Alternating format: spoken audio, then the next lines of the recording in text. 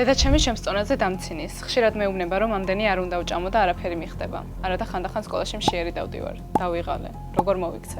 ეს არის ანონიმური წერილების მეოთხე ეპიზოდი და ფსიქოლოგი ჯანა ჯავახიშვილი უპასუხებს ჩვენი გამომწერების ანონიმურ წერილებს. ძალიან რთული სიტუაცია არის, იმიტომ რომ ჯერჯერობით ჩემი წონა ჩემი ნაწილია, ჩემი იდენტობის ნაწილია და ძალიან რთული არის, როცა მით უმეტეს ასეთი მნიშვნელოვანი ადამიანი იწონებს.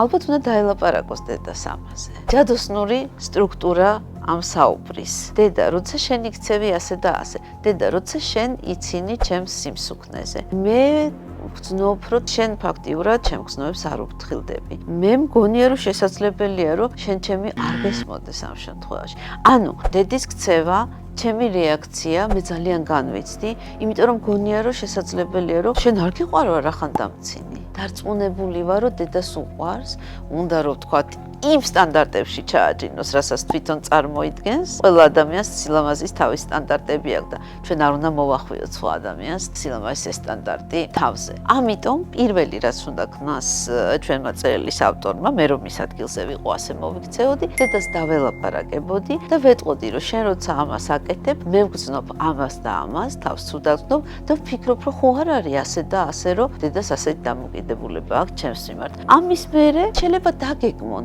თუ გოგონა კმაყოფილია თავისი წონით და ფიზიკურად კარგად არის, რატომ უნდა იშიმშილოს? თუ დედა შფოთვა აქვს მის ჯანმრთელობაზე, მაშინ შესაძლებელია, რომ ვთქვათ, დიეტოლოგს მიმართონ, ენდოკრინოლოგს მიმართონ, ამ პრობლემას მოუარონ, თუ არის პრობლემა. თუ ეს დედის სუბიექტური აღქმაა და მისი სილამაზის სტანდარტის თავზე მოხვევა, მაშინ წესით ამ საუბარმა და ასე ვთქვათ, შეაცვლებინოს ქცევის კურსი. როგორ გამოასწოროს და მაინც რო გაგრძელოს იგივე სექციები მაშინ? კიდე ერთხელ ვცადოთ. ძალიან ხშირად, რასაც ვაკეთებთ ხოლმე, პირველ მცდელობით არ გამოდის ცხოვრებაში. თუ არ გამოვიდა, შესაძლებელია, რომ ჩავრიოთ სხვა ოჯახის წევრი. კონფლიქტი არა, მხარდაჭერა ვეძიოთ, თქვა, დედის მეგობარი, მამა, რა ვიცი, ბებია. მადლობა.